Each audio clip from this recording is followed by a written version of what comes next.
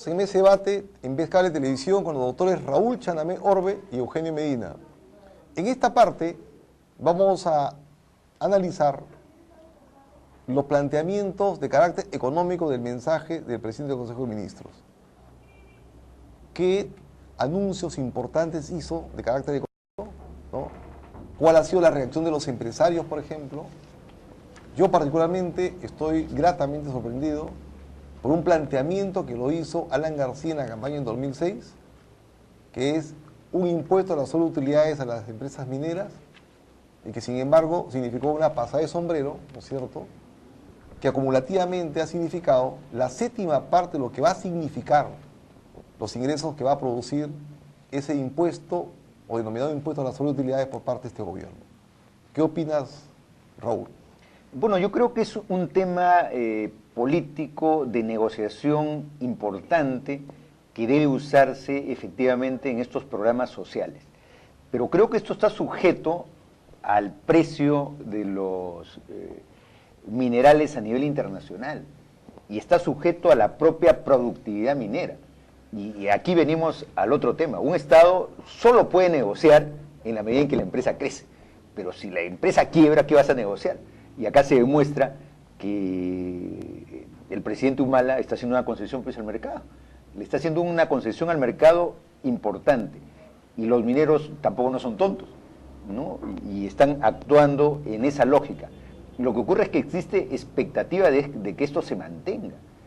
Pero ¿qué pasa si la crisis internacional nos llega? La explotación se minimiza. Ahí creo que vamos a tener dificultades. Y ese es el tema de que no hay que ser, pues, generar falsas expectativas tampoco, porque estamos hablando de una cantidad importante que ya debería ser programada en qué tipo de gasto se va a efectuar, porque es también un genérico decir la inclusión. Ya en este momento el genérico es la lucha contra la pobreza, señor. Pongamos cifras pues a la disminución de la pobreza, porque si tenemos 3.000 millones ya podríamos prever en 5 años en cuánto vamos a dejar la pobreza. El número que dejó el presidente García es un número importante. No creo solo por mérito de García, creo mérito de la economía global, de la economía de mercado, que creció a tal nivel que produjo la expansión hacia los lugares más modernos de la costa. Hemos vencido la pobreza casi en la costa, pero no la hemos podido vencer en el sur andino, en las zonas selváticas, precisamente porque carecemos de mercado, no de Estado, sino de mercado, y el Estado no ha cumplido su papel. Entonces ahí creo que tenemos un reto, pero ya tenemos que ser más finos, porque hoy día estamos hablando de 3.000 millones, como un éxito espectacular, correcto, pero ¿en qué lo vamos a destinar? ¿Cómo lo vamos a destinar? ¿No? Ese es el debate. Dos cuestiones sobre el particular, Raúl, ¿no?, que tú has tocado. Uno, los logros sociales y económicos del gobierno de Alan García han sido significativos, incluso difíciles de superar en términos de pobreza, ¿no? Bajar del 50% al 32% reconocido internacionalmente es un logro, ¿no? El otro tema que tú has mencionado es el precio de los minerales, ¿no? Claro, el mercado está recesado a nivel global, ¿no? Está recesando, ¿no? La crisis europea, la crisis norteamericana, está significando para el Perú que sus dos productos de bandera, ¿no?, que son el cobre y el oro, tengan dos comportamientos diferentes, ¿no? Porque con la recesión se compra menos cobre, pero se refugian en el oro, ¿no? O sea que, mientras que por un lado baja, probablemente va a bajar, ¿no es cierto?, la compra de cobre, va a subir la compra de oro y el precio más todavía, ¿no? Mi querido Eugenio, sobre el mismo tema, el mensaje económico de primer ministro. Hay varias cosas que se han dicho, y voy a centrarme en unas pocas para hacer dinámico el debate. Okay. Coincido con Raúl en que es importantísimo definir en qué se van a gastar 3.000 millones de soles. 1.100.000 dólares más por año es lo que va a tener este gobierno. Y debería ya haber habido un timing de gasto. Me parece que es absolutamente necesario. Más aún cuando estamos hablando en el primer bloque del Estado, que no precisamente da las confiabilidades de por dónde se quiere gastar, ¿no? Y cómo se va a gastar, y si eso va a generar o no corrupción, porque sin duda alguna es una caja demasiado grande donde puede caber cualquier cosa. A mí me tiene sí preocupado algo más. Me tiene preocupado, bueno, esto no me tiene preocupado, señora Gimelita, pero luego viene mi preocupación. La primera política que el presidente del Consejo de Ministros establece es crecimiento, políticas sociales e infraestructura para la inclusión. ¿De acuerdo? Perfecto. y yo coincido. Sin duda alguna, sin infraestructura no hay inclusión, ¿no es cierto? Y menos políticas sociales y mucho menos crecimiento. Ahora, ellos introducen la idea de que esto del desarrollo de infraestructura básicamente va a carreteras y va al sector electricidad y algo por ahí a puertos, ¿de acuerdo? Hablan también de ferrovías, de algunos ferrocarriles. Pero yo encuentro aquí una gran ausencia en todo el mensaje. ¿Qué pasa con la infraestructura de agua potable? Porque Pedro Pablo Kuczynski hace pocos días, o hace un mes más o menos, sacó un artículo en Correo donde decía que el déficit de infraestructura en el Perú es lo que calculaba en $1.000 millones, ¿no? $1.000 millones. Con lo que estamos hablando, no sé, y 1.000 millones quizás era hasta un poquito más. Yo lo que puedo decir es que hay empresas prestadoras de servicios en el interior, y lo sé por experiencia directa, que tienen déficits más o menos de $600 millones cada una. Estamos hablando de unas 50 empresas de ese tipo. Pregunto, ¿cuándo vamos a entender que el tema de agua y saneamiento es parte del desarrollo económico y no parte del desarrollo social? A ver, yo quiero ser muy puntual en esto. Acá se dice inversión social, agua y saneamiento. Inversión productiva, carreteras. Disculpen, si las personas tienen agua y saneamiento, van a tener mejor salud. Si tenemos mejor salud, no tenemos mejor capital humano. Y si tenemos mejor capital humano, no tenemos mejores posibilidades de ser competitivos. Hay un estudio de Escobal, de Grade, en el cual se dice, voy a ver si me acuerdo bien de las cifras, que colocar a un hogar que no tiene nada, colocarle electricidad y agua, aumenta la posibilidad de conseguir sus ingresos en 40%. Y si le añadimos, perdón, en 30%. Y si le añadimos desagüe, aumenta las posibilidades en 40%. O sea, alguien que gana 100, solo por tener electricidad, agua y desagüe, terminaría ganando 140, para que se entienda mejor. ¿De acuerdo? Solamente colocándoles agua y desagüe. Entonces, ese impacto en los ingresos es absolutamente un impacto económico. Eso no está colocado acá. Y ahí me preocupa, Raúl y Víctor, porque seguimos prolongando las soluciones al problema de agua y saneamiento. Y seguimos pensando que el problema lo tienen que resolver solamente el sector estatal, cuando es claro que existe un déficit de infraestructura en ese sector que requiere la inversión privada. Eso no se ha dicho acá en ningún lado y creo que podemos pasar los 5 años sin encontrar la solución. Y por otro lado, siguiendo en el tema económico, creo que es saludable, por ejemplo, este tema del gasoducto del sur, ¿de acuerdo? Y las metas que se están trazando de los turistas, de la expansión de la frontera agrícola y demás. Pero de nuevo, esos 3.000 millones de soles, ¿van a ir en parte a esos programas? Porque yo ahí tengo que disentir un poquito con Raúl cuando él dice que esos 3.000 millones vayan a programas sociales. Yo no estoy tan seguro. Yo creo que debiera ir una buena parte a potenciar circuitos productivos que nos permitan incorporar alianzas con el sector privado en formas de cofinanciamientos para hacer que esos 3.000 millones se conviertan en 10.000 millones con un apalancamiento del sector privado.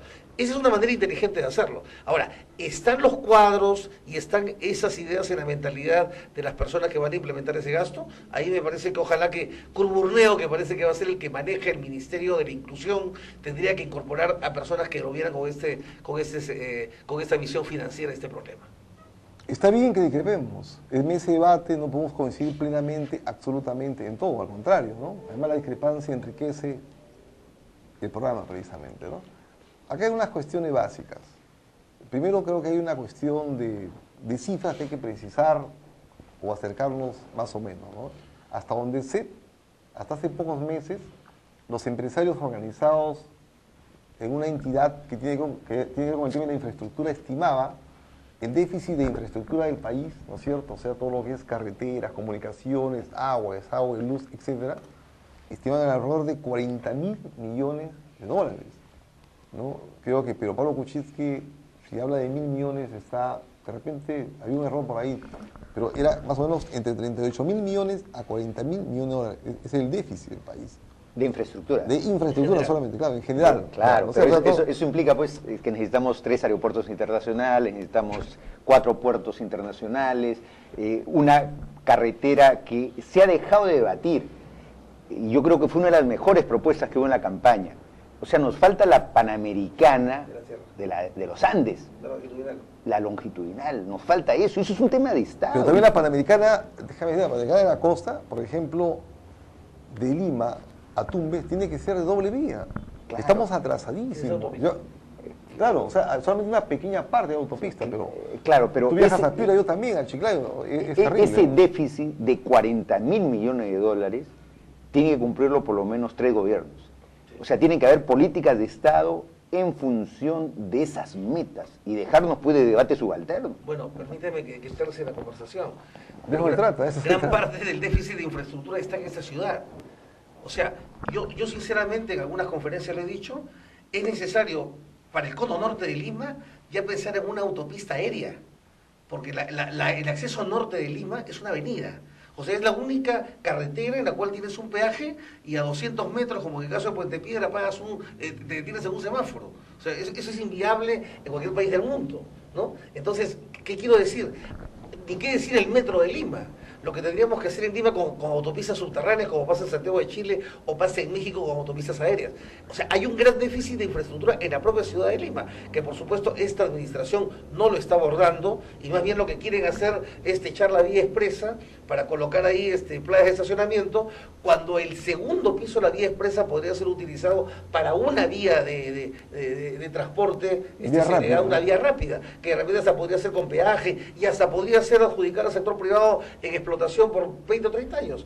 Esas son las ideas que desde la época de Bedoya no se implementan en esta ciudad. Y hablamos de Lima, y hablamos de otras ciudades como Piura, Arequipa, Trujillo, que están creciendo y donde el déficit de infraestructura comienza a hacerse más palpable. Entonces, yo ahí creo, insisto, en que no es solamente seguir con lo mismo de hace 20 años, de que el déficit de infraestructura es solamente carreteras, puertos y electricidad. Hay otros sectores donde tenemos que también mirar para mejorar ese déficit de infraestructura. En el campo económico, que es esta parte del programa, en relación al discurso o a la exposición del primer ministro, en términos generales ha sido bastante satisfactoria la exposición. Pero en términos económicos, han expresado algunos empresarios, algunos analistas, sus preocupaciones respecto a esa tentación que aparece del gobierno de tener una mayor presencia del Estado en las empresas públicas, ¿no? Por ejemplo, la constitución de una línea de bandera, ¿no?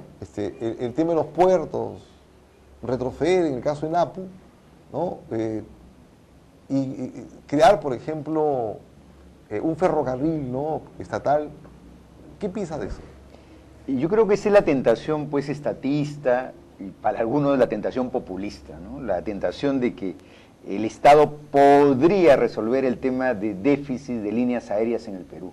El tema aéreo se ha demostrado sumamente complicado, se necesitan muchos capitales, no es un problema solo de una voluntad política, sino es un tema técnico, no del mercado local, sino del mercado internacional, ¿no? Entonces, yo creo que allí todas estas propuestas voluntaristas, no técnicas, chocan inevitablemente con la realidad. Que el caso de Peruvian se demuestra que es un caso de capitales, hay una competencia muy dura en relación a este tema. El Estado, creo que esa es una propuesta romántica, no justificada, porque yo lo que quería referirme era a un tema puntual. Si hacemos matemáticas sobre los 3.000 millones de soles, que es poco más de 1.000 millones de dólares, Anuales. ¿no? Hagamos matemáticas con pensión 65. Y entonces, si hacemos matemáticas, eso se reduce. Y entonces hay que priorizar. Y la prioridad no es pues por la línea aérea, porque si en 10 años se van esos dineros. En 10 años se va esos dineros. Se licúan, ¿no? Y cargamos deudas a futuro, en los próximos 30 años, ¿no? Entonces, es un absurdo matemático. Entonces, ¿cómo vamos a financiar Pensión 65? Porque lo otro es, señor, sería demagógico que Pensión 65 empiece a funcionar en el último año de gobierno. O sería demagógico que este año empiece un distrito. Eso es demagogia. Sería una broma, una broma. ¿No? Eso es demagogia. Bueno, pero se ha dicho que va a comenzar a funcionar en